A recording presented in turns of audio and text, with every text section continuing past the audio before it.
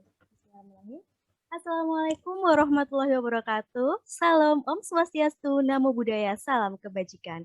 Halo, selamat pagi Mas Gilang.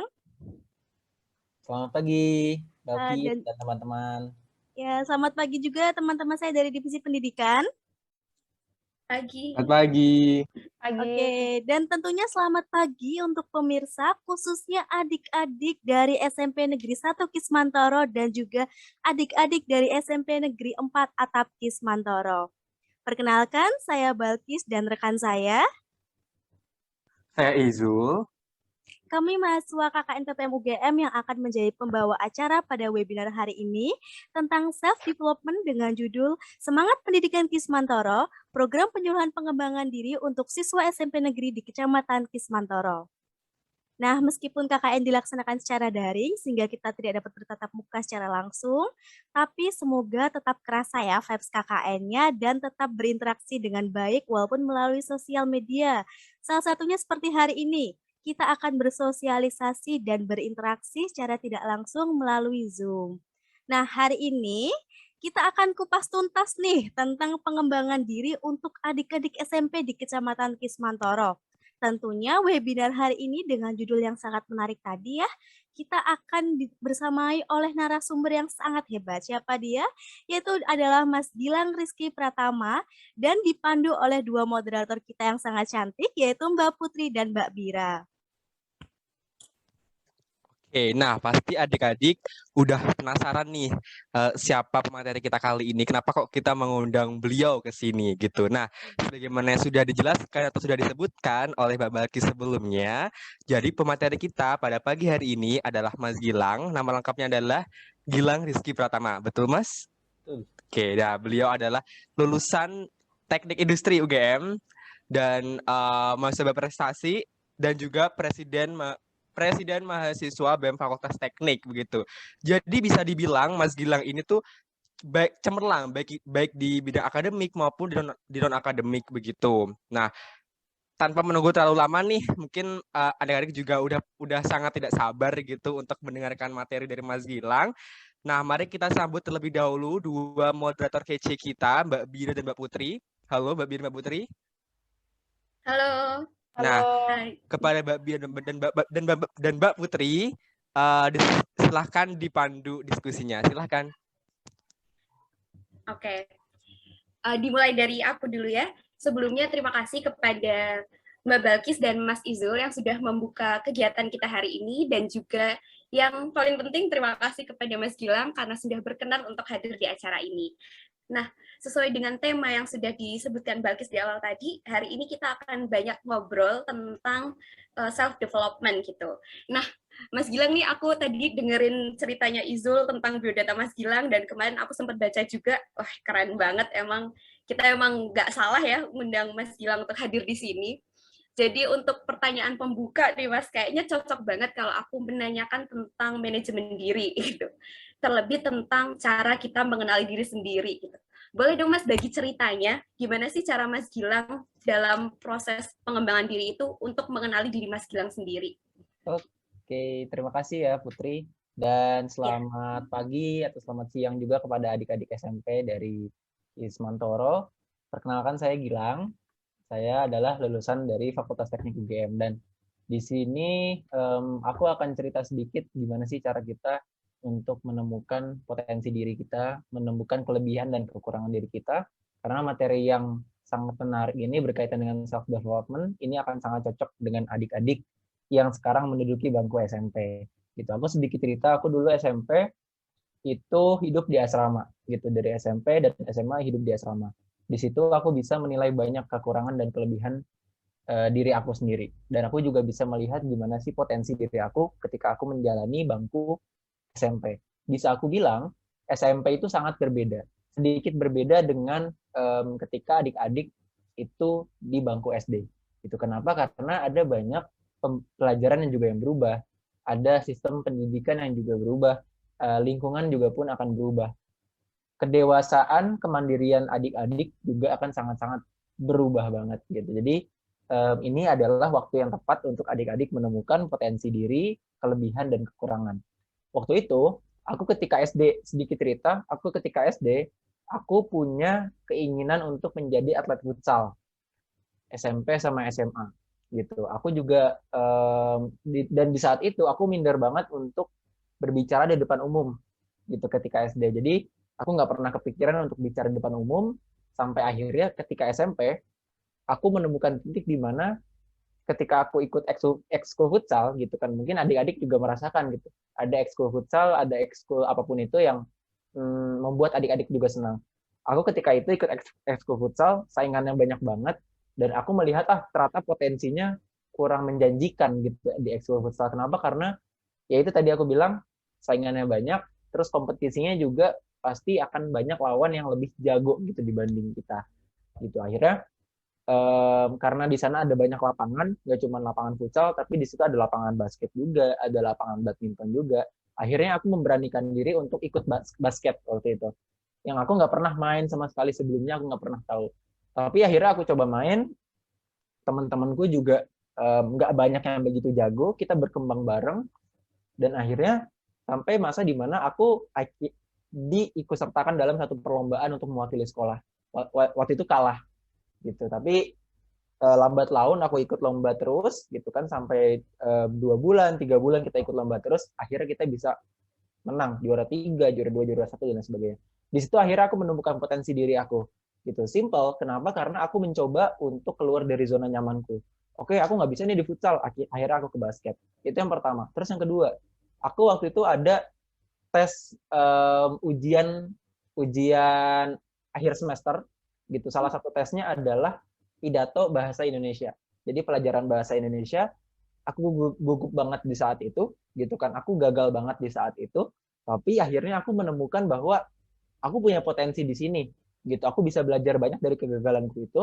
Akhirnya setelahnya, aku punya banyak kesempatan, gitu kan, untuk berbicara di depan umum, dan akhirnya aku bisa percaya diri pada saat itu.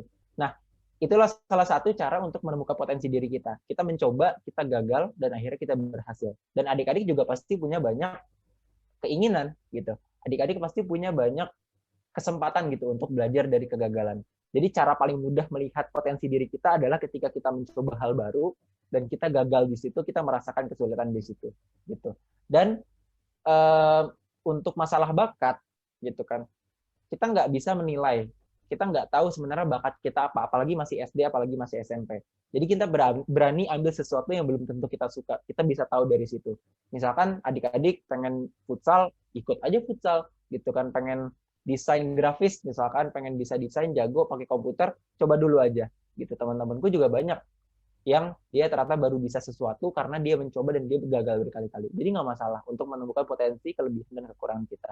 Lebih baik adik-adik gagal sekarang ketika SMP dan akhirnya tahu apa potensi diri adik-adik semua, dibandingkan adik-adik berada di zona nyaman yang sampai tua nanti adik-adik nggak tahu sebenarnya apa sih yang menjadi potensi adik-adik sekalian gitu. Iya, betul banget. Jadi kalau boleh aku simpulkan, emang cara kita mengenali potensi diri sendiri itu adalah dengan tidak takut untuk mencoba begitu ya, Mas, dan tidak menutup peluang-peluang yang lain. Jadi kalau gagal emang nggak apa-apa, emang gagal itu jatuhnya di awal gitu kan ya. Oke.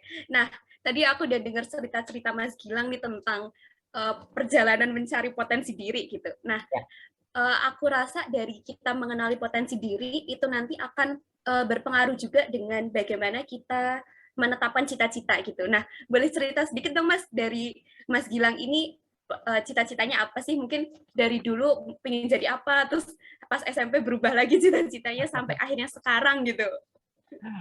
Oke, aku dulu ketika aku SD, cita-citaku aku menjadi pembalap motor. Kenapa? Karena aku suka banget sama Valentino Rossi. Gitu. Mungkin adik-adik beberapa juga ada yang tahu Valentino Rossi itu pembalap motor terkenal banget, apalagi di zamanku SD dulu itu adalah pembalap yang nggak terkalahkan lah dalam tanda kutip. Terus yang kedua aku pengen jadi polisi. Alasannya simpel, karena keren aja menjaga keharmonisan dari negara gitu, keharmonisan dari kehidupan masyarakat di kota gitu, sesimpel itu. Tapi akhirnya aku masuk SMP, aku belajar banyak. Aku nggak hanya belajar banyak, tapi di situ aku bisa ngobrol dengan banyak orang yang dia sudah experience, dia sudah berpengalaman. Seperti misalkan adik-adik mencoba ngobrol untuk bersama guru atau mencoba ngobrol bersama orang tua. Karena ketika sudah SMP, kita sudah dididik untuk menjadi orang yang mandiri dan kita punya inisiatif yang tinggi untuk bisa membangun interaksi antar kita gitu. Dan adik-adik juga pasti merasakan kayak, oh udah masuk SMP nih, ada jenjang baru yang harus kita hadapi gitu. Nah, ketika itu pun aku SMP, aku nggak akan realistis kalau aku jadi pembalap. Kenapa? Karena memang iklim, karena memang ekosistem olahraga di Indonesia itu tidak sangat menjanjikan gitu kan, tidak sangat mendukung. Apalagi aku pun nggak melihat banyak pembalap motor yang dia berasal dari Indonesia, satu gitu. Terus yang kedua, polisi gitu. Aku banyak ngobrol, ternyata memang polisi ya salah satunya kebahagiaan mereka ya di situ-situ aja. Mereka jaga negara, mereka harus siap dipanggil ketika ada sesuatu yang mendadak dan mendesak gitu. Aku nggak bisa seperti itu gitu. Akhirnya aku mengubah cita-citaku menjadi sesuatu yang lebih realistis gitu. Pengen jadi bisnis, pengen jadi pengusaha, wirausaha, kerja di kantor swasta di bidang apa gitu. Itu akan jauh lebih realistis gitu. Nah, kalau menurut aku, untuk adik-adik sekalian, ada dua hal yang perlu diperhatikan dalam merencanakan masa depan gitu, untuk membangun cita-cita adik-adik. Yang pertama adalah ideal, yang kedua adalah realistis gitu. Kalau ideal, kita punya mimpi besar di masa depan gitu. Misalkan adik-adik ingin jadi presiden gitu. Terus ketika adik-adik sudah punya mimpi ideal seperti itu, adik-adik susun kira-kira hal-hal yang bisa adik-adik lakukan untuk mencapai itu apa sih? Misalkan jadi ketua organisasi di SMP, terus memberanikan untuk public speaking, gitu. Terus memberanikan untuk berkomunikasi dengan orang banyak. Itu bisa jadi salah satu hal-hal yang bisa adik-adik lakukan supaya adik-adik bisa mencapai itu. Gitu. Tapi yang kedua, kadang hidup itu nggak akan bisa lurus gitu aja. Jadi adik-adik perlu paham kalau misalkan hidup itu nggak akan bisa mulus gitu. Kita juga perlu realistis. Ada juga orang yang mikir, ya udah aku jalanin dulu aja, nanti juga paling ketemu sesuatu yang menjadi mimpi kita di masa depan gitu. Jadi adik-adik perlu menetapkan kira-kira idealnya aku pengen jadi apa di masa depan. Tapi ketika itu nggak tercapai, ya nggak masalah. Oke, gitu. Jadi adik-adik lebih bisa realistis. Kira-kira apa nih yang bisa aku lakukan sekarang? Gitu ya. Udah jalanin dulu aja. Aku ikut A, aku ikut B, supaya nanti akhirnya bisa menemukan mimpi yang benar-benar itu. Gitu. Karena ketika adik-adik mencapai mimpi ideal itu, gitu kan, kadang kita nggak akan bisa menemukan jalan yang benar-benar lurus dan mulus. Gitu. Bisa jadi kita keluar dari tracknya, gitu kan. Kalau misalkan kita jalan, gitu, kadang kita nyasar kemana gitu sampai akhirnya kita bisa mencapai tujuan kita gitu. Dan bisa jadi dua hal kalau misalkan kita gagal dan kita di luar track kita. Pertama, kita diarahkan kepada suatu mimpi yang kita belum pernah ketahui sebelumnya. Ternyata mimpiku sebenarnya bukan di situ, di tempat lain. Ya itu nggak masalah gitu. Atau kita hanya menerima rintangan biasa yang pada akhirnya juga kita akan kembali ke track kita sesuai dengan kita. Jadi kalau aku pribadi, adik-adik mulai pikirin perencanaan masa depan itu terhadap 3 hal. Gitu. Yang pertama personal atau keluarga. Misalkan adik-adik pengen punya rumah di mana gitu kan simpelnya. Aku pengen tinggal di mana? Adik-adik misalkan rumahnya sekarang di Wonogiri. Aku pengen tinggal di Wonogiri. Atau misalkan aku sama keluarga ntar di masa depan pengen tinggal di Jogja deh gitu, atau pengen tinggal di Jakarta. Itu juga perlu direncanakan gitu. Yang kedua, kontribusi adik-adik juga untuk masyarakat. Misalkan adik-adik pengen nulis buku, adik-adik pengen ikut kegiatan relawan, pengen jadi donatur gitu dalam satu yayasan gitu.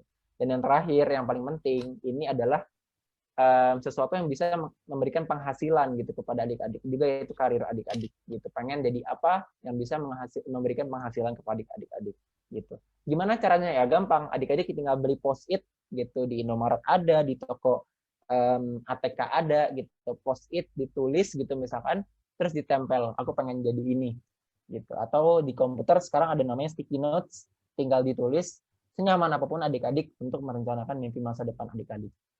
Seperti itu. Oke, berarti emang keren banget nih, penting banget ya ketika kita berani untuk bercita-cita, kita tuh juga harus selalu mengingat cita-cita itu. Kayak kalau Mas Gilang bilang tadi, tulis aja di kertas, tempel di tembok, biar kalau kita mau tidur, ingat lagi nih, aku punya cita-cita ini, gitu.